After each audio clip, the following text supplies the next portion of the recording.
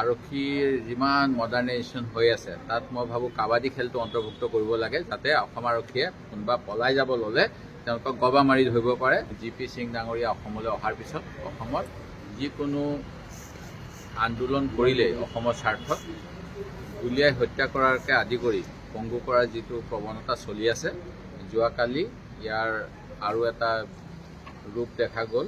একেদিনাই কামৰূপৰ অঞ্চলত শদিয়া আৰক্ষী জিলাত আৰু শিৱসাগৰ জিলাত মুঠ 5জন যুৱকক ভৰিত গুলীওৱা হৈছে আৰু তেওঁলোকে পলাই যাব লওঁতে গুলীওৱা বুলি কোৱা হৈছে আৰু পুনৰ আৰক্ষী জিম্মালৈ আনিব পাৰে। তেওঁলোকক এনেকৈ হত্যাৰ চেষ্টা নে মুখ্যমন্ত্ৰীয়ে তেখেত মুখ্যমন্ত্ৰী হোৱাৰ পিছত জুন মাহত 2021 চনত ভৰিত গুলীয়াবলৈ যে আৰক্ষীক নিৰ্দেশ দিছিল, সেই নিৰ্দেশেই জি.পি. সিং ডাঙৰীয়াৰ নেতৃত্বত অসম আৰক্ষীয়ে পালন কৰি আহিছে, এই কথা মই নাজানো।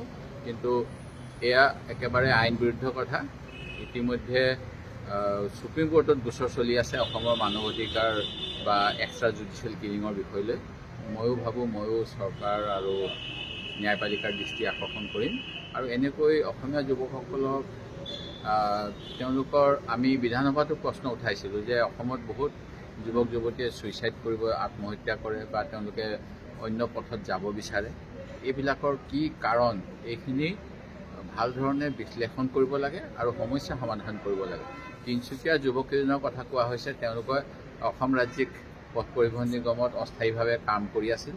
চৰকাৰে তেওঁলোকক 1 লাখ নিযুক্তি বা 25 লাখ নিযুক্তি বা 2 লাখ নিযুক্তিৰ মাজত নিযুক্ত হৈ থকাৰ ক্ষেত্ৰত তেওঁলোকৰ চাকৰিখিনি নিয়মীয়াকৰণ কৰাৰ ব্যৱস্থা নকৰিলে আৰু তেওঁলোকে বোধকৰোঁ কাৰোবাক কৈছিল আমি সংযুক্ত মুক্তি বাহিনীত গুচি যাম বুলি কোৱাৰ পিছত তেওঁলোকে জইন কৰিলে নাই সেইটো সন্দেহজনক।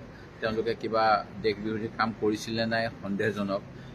কিন্তু এই এটা কথা কোৱাৰ কাৰণে তেওঁলোকক বুজাই পৰাই মূল সুঁতিলৈ আনিবলৈ যত্ন নকৰি এনেকৈ গুলীয়াই দিয়াটো কিমান সমীচীন, এই কথাটো অসমৰ জনগণে চিন্তা কৰা উচিত আৰু বিজেপি চৰকাৰক এনেকৈ অবাধে এইবিলাক কাম কৰিবলৈ দিয়া উচিত নেকি আগন্তুক নৱবৰ্ষৰ সময়ত আমি ভাবোঁ অসমৰ ৰাইজে বিবেচনা কৰা উচিত।